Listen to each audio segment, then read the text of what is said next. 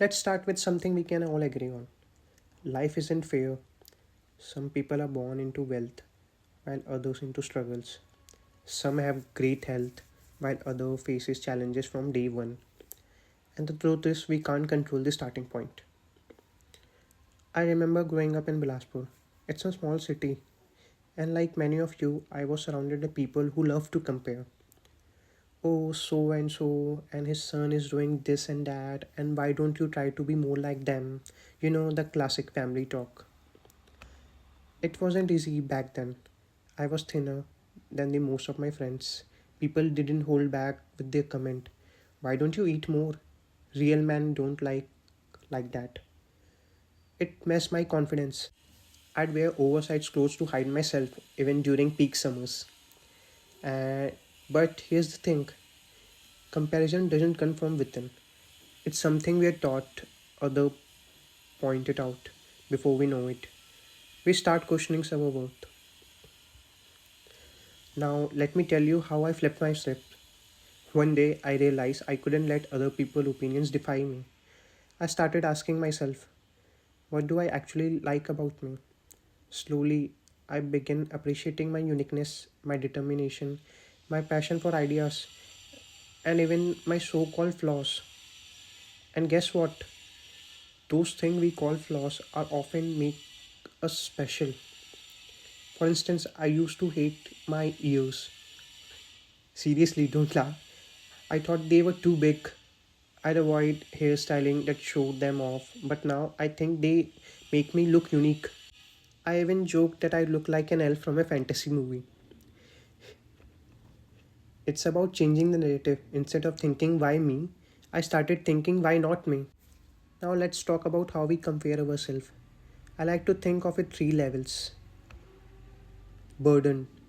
This is the toughest stage. You see others doing better. It makes you feel like you are not good enough.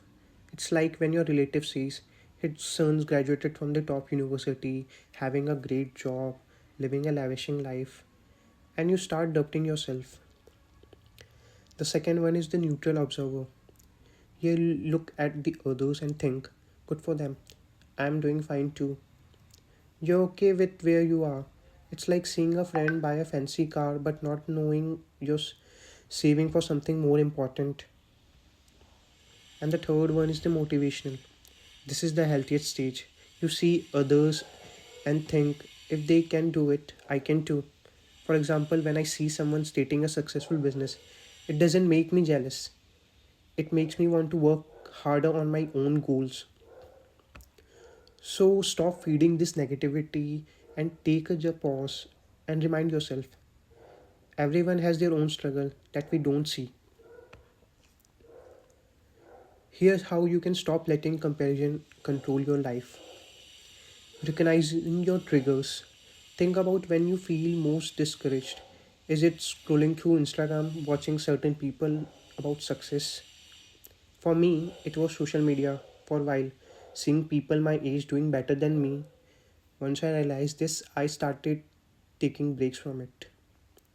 Step away from the toxic environment. If someone consistently make you feel bad, it's okay to take a step back. Whether it's a social media account or a certain group of friends, even family conversations. Distance yourself if you need it. Focus on your strengths. Instead of asking what do they have that I don't, ask what do I bring to the table.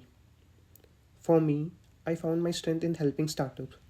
It's not just about work, it's about seeing ideas come to life and knowing I had a little part in that role. Let's talk about the social media for a second. It's like seeing one shiny chapter of someone's life and comparing to your whole messy book. But here's the thing, no one posts their struggles. That Instagram influencer with the perfect house, you don't see the stress behind the scenes. So don't fall in the trap of comparing your reality to someone else highlighting reels. Here's my final tip. Instead of comparing yourself to others, compare yourself to who you were yesterday. Focus on small, consistent growth. Maybe it's a learning a new skill, getting better at something you love, or even just being kinder to yourself. Well, so what's your takeaway from today's video? Let me know in the comments. And what's the one thing you struggle to stop comparing? I love to hear your thoughts. If you found this helpful, don't forget to like, share, and subscribe to Sunny's Wayfinder. Let's keep navigating life together. See you